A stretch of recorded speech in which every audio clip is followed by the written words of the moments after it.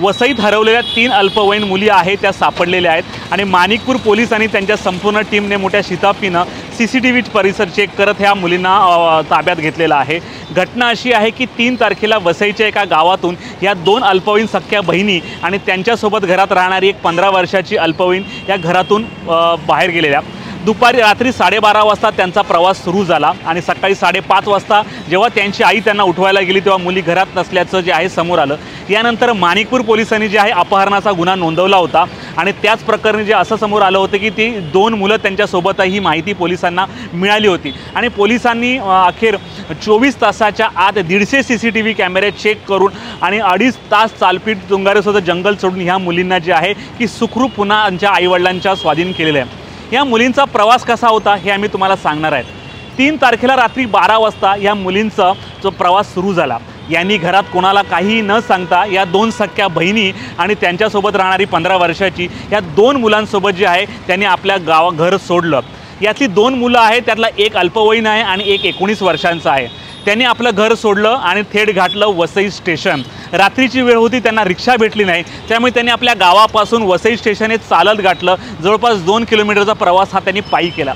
त्यानंतर त्यांनी प्लॅटफॉर्मवर पोहोचले। प्लॅटफॉर्मवर त्यांनी 2 तास टाइमपास केला आणि सकाळची 3:30ची लोकल पकडून त्यांनी मुंबई गाठली। मुंबईला दादर ठिकाणी ते उतरले आणि उतरल्यानंतर दादर येथे राहण्यासाठी रूम शोधाशोध केली, परंतु त्यांना रूम काही भेटला नाही आणि भेटला तर तो खिशाला परवडणारा नव्हता, कारण खिशात अवघे होते 2 ते 3 हजार रुपये। अखेर यांनी पुन्हा वसईला येण्याचा निर्णय घेतला आणि दादर ठिकाणी त्यांनी ट्रेन पकडली बोरवलीची। बोरवली स्थानकात ते आले आणि तिथे उतरले। त्यांना पुन्हा वसईला यायचं होतं। त्यांनी विरार लोकल पकडली, परंतु त्यांनी वसईला न उतरता नालासोपाराला उतरले। नालासोपाराला उतरले असता त्यांनी नालासोपाराला उतरले आणि तुळींज परिसरातून रिक्षा पकडून ते पेल्लार फाट्याला गेले आणि पेल्लार फाट्यावरून ते जे आहे की तुंगारेश्वर जंगलावर उंच डोंगरावर तिथे गेले। या डोंगरावर त्यांनी एक अख्खी रात्र काढली। जो अल्पवयीन मुलगा आहे ज्याच्यासोबत ते गेले, त्याची आजी तिथे राहत होती, आजीचं घर होतं, ही एक रात्र त्यांनी तिथे काढली होती। परंतु हा तपास पोलिसांनी केला कसा, कारण पोलिसांनी जवळपास 150 CCTV कॅमेरे चेक केले आणि सुरुवातीला जे आहे की Nalasopara police station Nalasopara railway स्थानकापर्यंत त्यांना लोकेशन मिळत होतं, परंतु नालासोपारा रेल्वे स्थानकातले जे आहे CCTV कॅमेरे प्रॉपर वर्क करत नसल्यामुळे त्यांना खूप त्रास झाला। अखेर या मुली एका रिक्षामध्ये बसल्याचं त्यांना दिसलं CCTVमध्ये आणि तिथूनच पोलिसांचा तपास सुरू झाला। रात्री 8:30 वाजता त्यांनी तुंगारेश्वरचा डोंगर चढण्यास सुरुवात केली। तुंगारेश्वरच्या डोंगराच्या दुसऱ्या बाजूने जात असताना तिकडे गाडी जाऊ शकत नाही, मोटरसायकल देखील जाऊ शकत नाही। 2.5 तासाची पायपीट करत पोलिसांनी ती झोपडी गाठली आणि ह्या 3 अल्पवयीन मुलींना सुखरूप ताब्यात घेतलं आणि तेवढाच 2.5 तासाचा प्रवास करत पुन्हा ते खाली आले। या दरम्यान पोलिसांच्या मोठ्या प्रमाणावर आहे की कसरतीला मानावं लागेल, त्यांचे पायातले बूट देखील मोठ्या प्रमाणावर फाटले होते आणि त्यानंतर जे आहे की या मुली सुखरूप इथे आलेल्या आहेत। मुलींनी स्वतःहून सांगितलेलं आहे की आमची कोणाबद्दल तक्रार नाही, आम्ही स्वखुशीने गेलो होतो। परंतु आता ह्या संपूर्ण प्रकरणात ह्या एक जो आरोपी आहे अल्पवयीन आहे आणि एक जो आरोपी आहे हा 19 वर्षाचा आहे आणि त्याला जे आहे पोलिसांनी अटक केलेली आहे आणि आज दुपारी कदाचित त्याला वसई न्यायालयामध्ये हजर करण्यात येणार आहे। मागील 2 दिवसापासून ह्या मुलींचे फोटो व्हॉट्सअपवर मोठ्या प्रमाणावर व्हायरल होत होते, परंतु HP लाईव्हच्या माध्यमातून ही बातमी आम्ही तुम्हाला दाखवली नाही, कारण या मुलींची आयडेंटिटी होणं, त्यांच्या गावाची आयडेंटिटी होणं आणि त्यांच्या पालकांची आयडेंटिटी आम्हाला तुम्हाला दाखवायची नव्हती, कारण समाजाचा बघण्याचा दृष्टिकोन हा वेगळा असतो। परंतु आता हा गोष्टींनी आम्हाला खूप शिकायला लावणार आहे। या गोष्टीकडे केवळ बातमी म्हणून बघून चालणार नाही, ही जी बातमी आहे ही गोष्टी रूपात तुम्ही तुमच्या मुलांना दाखवा। तुमच्या मुलांसोबत देखील कदाचित असं होऊ शकतं, असं मुलं तुम्ही करू नका, हे तुमच्या घरातील मुलांना दाखवा। आता हा प्रश्न विचार करायला लावणार आहे की मुलांनी हे एक पाऊल उचललं का। तुमच्या घरात देखील 12-15 वर्षाची मुलं असतील, 7 ते 8 तास जर आपल्याला आई किंवा वडील दिसले नाही तर मुलं केविलवाने होतात, त्यांचा चेहरा रडवेला होतो आणि अखेर आईची आठवण येते। 2 मिनिटं गृहीत धरूया की मुली आवडीने फिरण्याच्या बहाण्याने गेल्या, परंतु 12 तासानंतर त्यांना आईची आठवण आली नाही का, हा प्रश्न आता विचार करायला लावणार आहे। आणि देव बलवत्तर म्हणून या मुलींसोबत कुठलाही अनुचित प्रकार घडलेला नाही हे पोलिसांनी देखील सांगितलेलं आहे आणि मुलींनी देखील प्रामाणिकतेची कबुली पोलिसांपुढे दिलेली आहे। परंतु या प्रकरणामध्ये जे आहे की पोलिसांची भूमिका फार महत्त्वाची होती। माणिकपूर या प्रकरणामध्ये पोलिसांना मोठ्या प्रमाणावर प्रेशर होता। मुंबईहून अनेक आमदारांचे, खासदारांचे, CM ऑफिसवरून पोलिसांना फोन येत होते, त्यामुळे मोठ्या प्रमाणावर प्रेशर होता। त्यामुळे पोलीस देखील कमाली दडपणाखाली होते। आम्ही तपास करायचा की या सगळ्यांना उत्तरं द्यायची, कारण मोठ्या प्रमाणावर प्रसार माध्यमांमध्ये हे फोटो व्हायरल झाले होते। वास्तविक पाहता हे फोटो व्हायरल करणं गरजेचं नव्हतं, परंतु गावकऱ्यांनी घाई गडबडीत हे फोटो व्हायरल केले। पण असो, ह्या मुली सुखरूप ज्या आपल्या आईवडिलांच्या ताब्यात गेलेले आहेत। त्यामुळे पुन्हा एकदा मुलींनी किंवा तुमच्या घरातील मुलांनी असे कृत्य करू नये याची तुम्ही काळजी घ्या।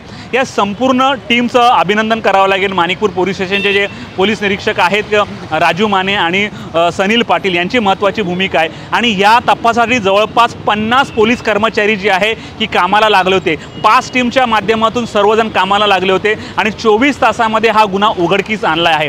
हा गुन्हा उघडकीस आणणे ही मोठी गोष्ट नाही, परंतु या मुली सुखरूप यांच्या आईवडिलांच्या ताब्यात देणं हा आमचा प्रयत्न असल्याचं पोलिसांनी सांगितले। पोलिसांनी या तपासाबद्दल नेमकं काय सांगेल आपण ऐकूयात। आपल्याकडे 3 तारखेला एक तक्रार दाखल झाली होती किडनॅपिंगची। 3 मायनर मुली ह्या राहते घरातून निघून गेलेल्या होत्या। तर त्याबाबत आम्ही एक 6 टीम तयार केलेल्या होत्या। त्याच्या अनुषंगाने आम्ही कंप्लीट रेल्वे लाईन शहर परिसर हा पिंजून काढला होता। प्रत्येक कॅमेरे बघितले। त्यात आम्हाला टेक्निकल इव्हिडन्समध्ये CDR आला आहे। एक त्यांच्याबरोबर गेलेली जी 2 मुलं होती त्यातल्या एकाचा CDR आम्ही प्राप्त केला। त्याच्यात आम्हाला माहिती मिळाली की मालाड रेल्वे स्टेशनच्या आसपास एक लोकेशन मिळालं। तो धागा पकडून आम्ही कंप्लीट रेल्वेचे जे कॅमेरे होते बोरिवली, मालाड, विरार, भाईंदर, मीरा रोड, नालासोपारा, वसई या सगळे रेल्वेचे कॅमेरे चेक केले। त्यात आम्हाला काल रोजी मीरा रोड आणि नालासोपाऱ्याचे सर्व्हर बंद असल्यामुळे काही तिथे आम्हाला लीड्स मिळाले नाहीत, परंतु काल दुपारी आम्हाला काही लीड्स मिळाले। नालासोपारा मुली उतरल्याच्या आम्हाला दिसल्या। तो धागा पकडून आम्ही जसे जसे ती कॅमेऱ्यामध्ये आपल्याला पुढे ट्रेस होत गेले असे जवळजवळ 100 कॅमेरे आपण 100 ते 125 कॅमेरे आपण चेक केले आणि त्याच्यात ज्या लीड्स मिळत गेले ते वसई फाट्यापर्यंत आपण ज्या रिक्षात बसले त्या रिक्षाचा आपण ट्रेस काढला।